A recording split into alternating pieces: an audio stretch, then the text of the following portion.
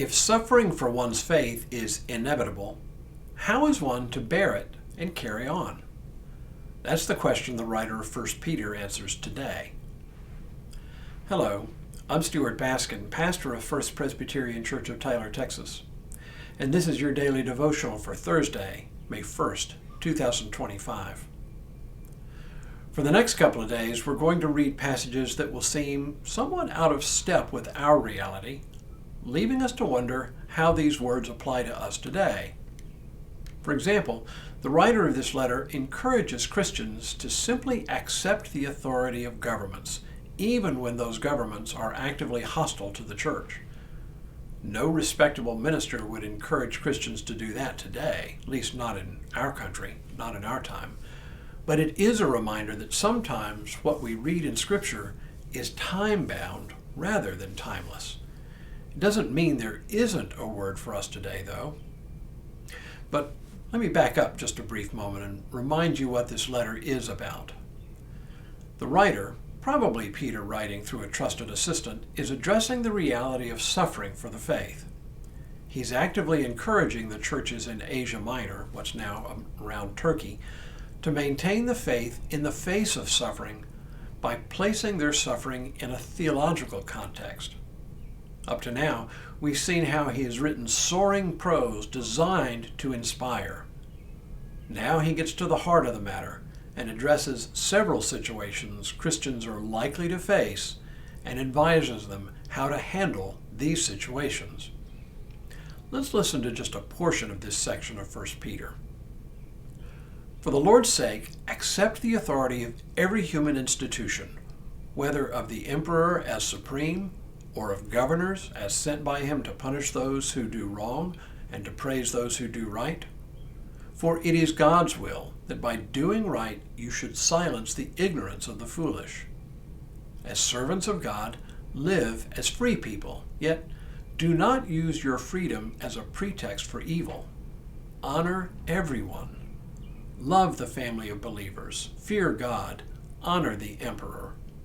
Slaves, accept the authority of your master with all deference, not only those who are kind and gentle, but also those who are harsh. For it is a credit to you if, being aware of God, you endure pain while suffering unjustly.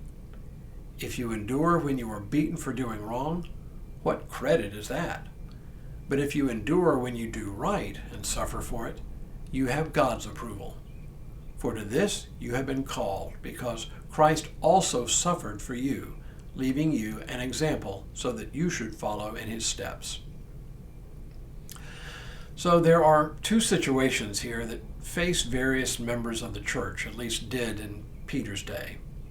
Everyone lives under the authority of governments at various levels, whether the Roman Empire as a whole or the regional authorities under Caesar.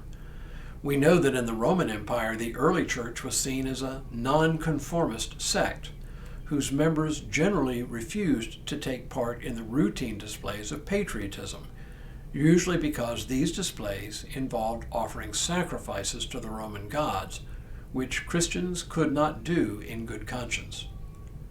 This actually put Christians at risk for persecution, which did actually happen from time to time. There was no thought of rebelling against the Roman Empire, for that would have been suicidal.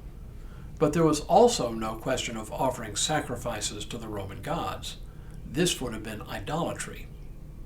The only solution was to offer otherwise exemplary behavior, thus bearing witness to the righteousness of God. Did this strategy actually work? Well, we don't really know, but it seemed like the only available strategy open to Christian believers at the time. The second situation would have been faced only by some in the church, the question of how slaves ought to behave toward their masters, especially masters who were non-believers.